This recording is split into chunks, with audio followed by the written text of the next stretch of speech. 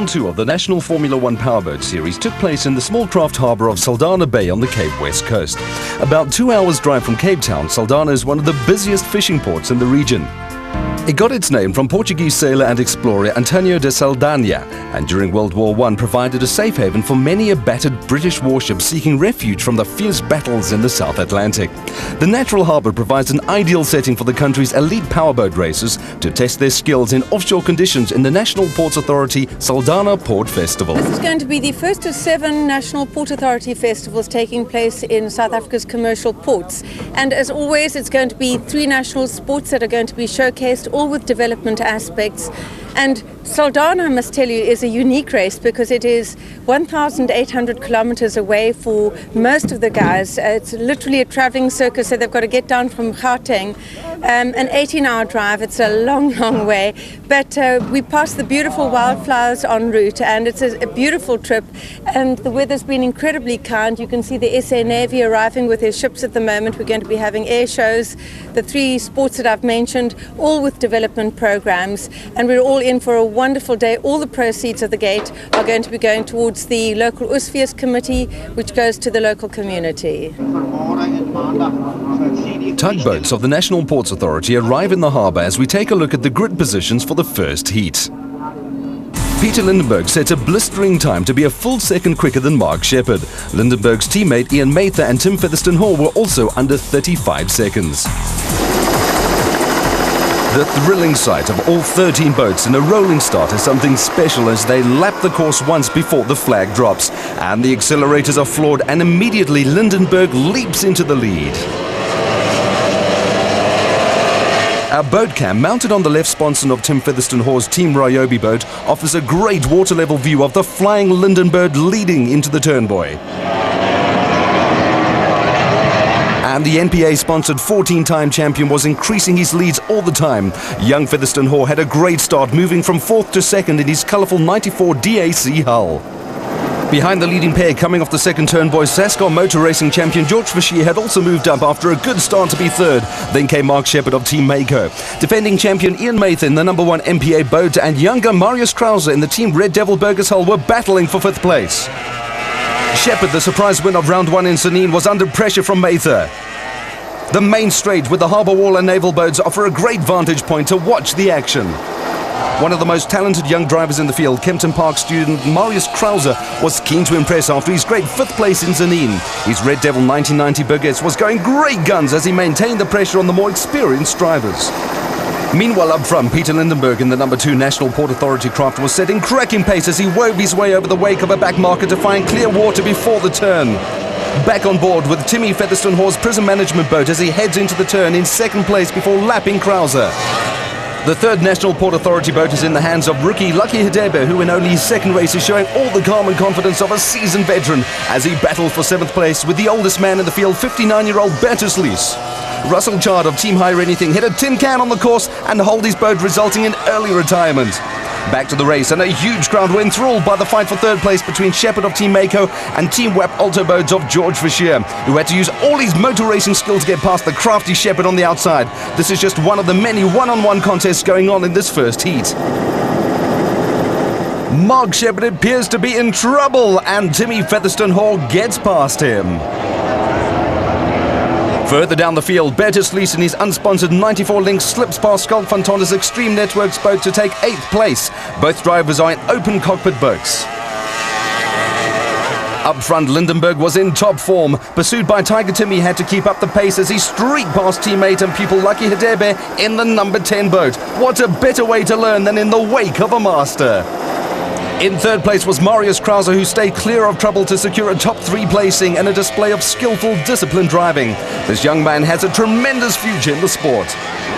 Timmy Featherstone-Hall of Team Ryobi was finishing fast as he burst past Bertus Lies, who was a few laps down. But try as they might, no one was going to stop the Bryanston bullet Lindenberg as he powered home to take the checkered flag.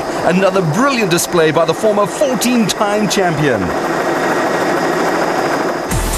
Krause, an impressive 3rd, Mather 4th, George Fischier 5th, and a disappointed Shepherd 6th.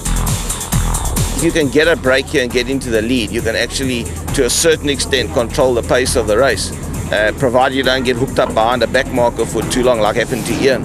That can cost you a race. But as long as you can get through the sort of back markers relatively quickly, you can control it to a certain extent. And I just wanted to save the boat because it's still got 30 laps and 2 heats to go. You don't want to stress it out until it's over. Between the heats, there was plenty to keep the large crowd entertained, with the Cape Minstrels providing the music by which to enjoy the afternoon braai.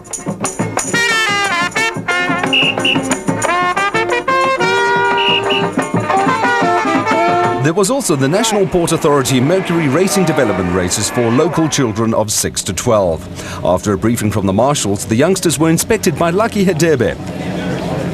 The day's overall winner was Brian April ahead of Theo Bartlett, with Sean Lee de Bruin flipping in the third race after winning the first 2 races.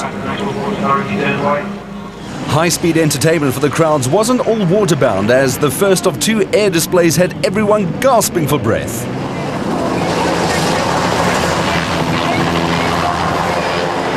A junior powerboating class, where the next Peter Lindenberg might be in the making, was on the go while the Formula 1 pilots were getting ready for their next heat. And here they are, the big guns getting underway, with Lindenberg leading. The Team Eco boat was hot as he jumped from 6th to 2nd.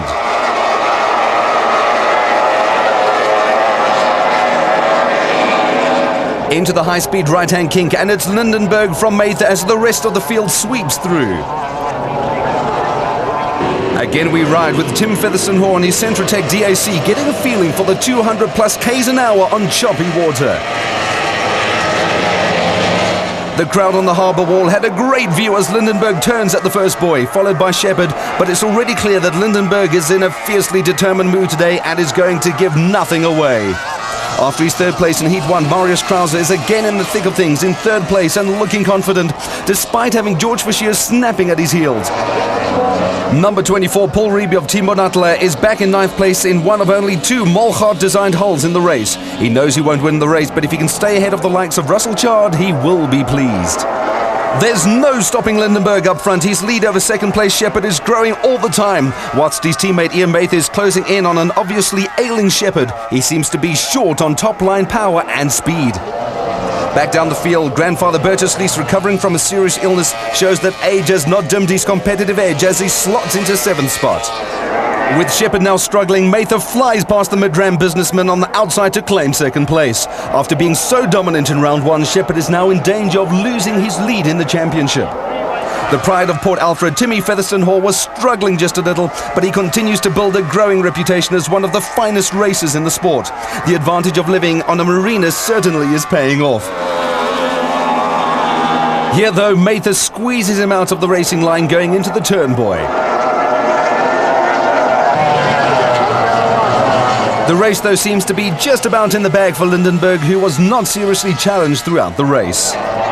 Mark Shepherd's problems just got worse as he concedes third place to Marius Krause. Lindenberg needs no introduction to the checkered flag as he wins for the 2nd time in the day.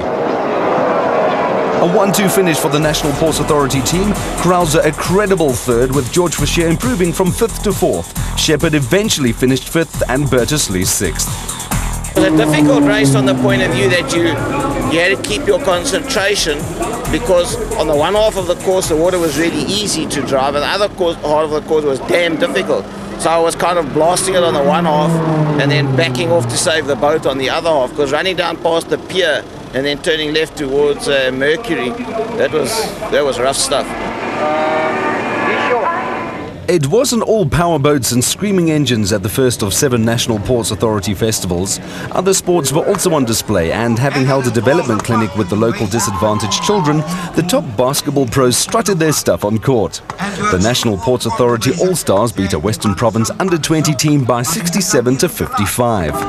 Plans are afoot for several courts to be built in Saldanha in the near future.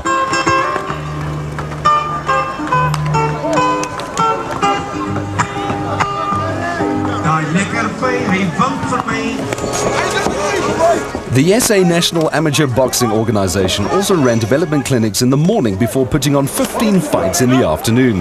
No less than 7 national champions were on display. And speaking of displays, the 53rd Silver Falcon aerial display team provided spectacular precision flying.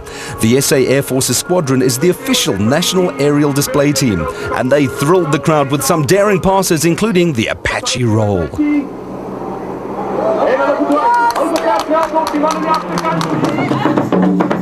And still there was more, with live music and water ski racing, all of which made for a great family day out in Saldanha.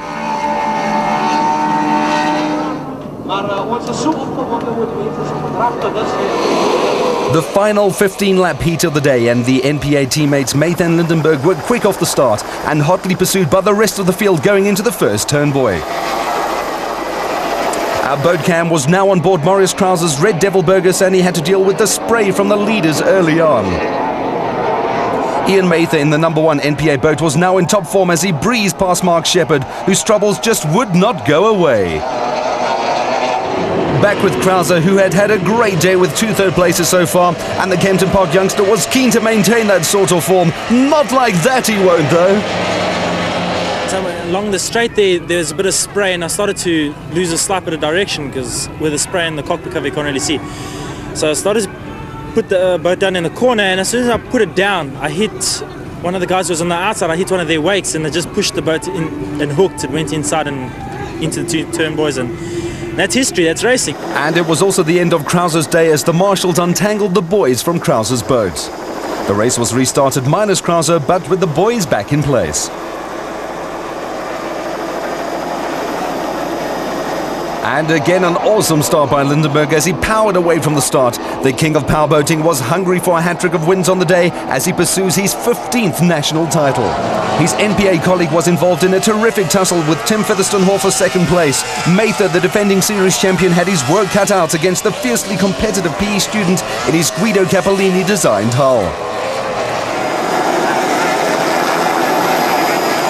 It was business as usual up front as Lindenberg remained on course for a 3rd win. Mark Shepherd, seemingly over the problems that plagued him in Heats 1 and 2, was back on the pace in the early stages of Heat 3. Experience and tenacity are well-known qualities of the likeable man from Midrand. Perfect weather on the west coast created a fantastic setting as the country's fastest watercraft churned up the normally tranquil harbour. George Fischer in the Webb Alto 98 Seabold was also in good form as he held on to 4th place. Like Lindenberg, the man from Kanubi near East London alternates between racing cars and boats throughout the season. Edenvale's Paul Reeby was enjoying a fine race as he fought for the midfield positions with Lucky Hidebe and by now an ailing Mark Shepherd. He was again in trouble with fuel problems and he suffered the indignity of being lapped by Lindenberg. And it wasn't long before he was passed by Tim Featherstone-Hall, who was back with a bang after a disappointing 9th in Heat 2. Lucky Hidebe holding on in 5th was proving that he'll definitely be a force to be reckoned with in the future, this being his first ever port race. George Fischer was next to overtake the spluttering Shepherd and claim 4th spot behind Featherstone-Hall, Mather and the mightily impressive Lindenberg, who was out in front and on his way to take the checkered flag for the 3rd time. This confirming his belief that at the ripe old age of 46, he still has plenty of good racing left in him. And here with confirmation of the results. In 1st and 2nd place, Peter Lindenberg and Ian Mather of National Ports Authority, and in 3rd, Tim Featherstone-Hall, Ryobi Prism Centratec. Oh look, I had a great day and a great day for our National Ports Authority team. To come 1st and 2nd in the first Ports Festival event of the year is good. Bit of a disappointment that Mark wasn't on the pace, but I guess that's the way it goes. He won the first race, so I guess the fight's now on, and I think that you kind of already got an idea of what's going to come in the season. It's got to be a 4-way fight. Ian, myself, Mark and Timmy. I think those are going to be the 4 pace setters. And here are the results of the day. The National Ports Authority at the top of the leaderboard with Peter Lindenberg 1st and Ian Mather 2nd.